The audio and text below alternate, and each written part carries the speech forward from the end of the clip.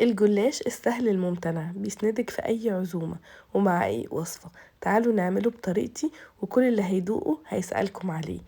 اول حاجة في وصفتنا النهاردة هنعصج اللحمة.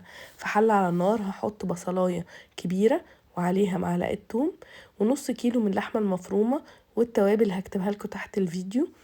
وكمان بحب اضيف جزر وفلفل حار، ده اختياري، ومعلقة من الصلصة وعليها رشة سكر وربع كوباية من المية، وهقلب واسيبها تستوي وتشرب كل السوائل وريحتها خطيرة. والجلاش هنغطيه بفوطة عشان ما ينشفش.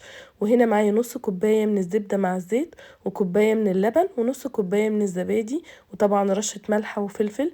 وهقلب كل الخليط ده، وهو ده خليط النهاردة اللي هندهن بيه الجلاش. بين كل طبقة وطبقة هنبدأ ندهن بالفرشة بالشكل ده.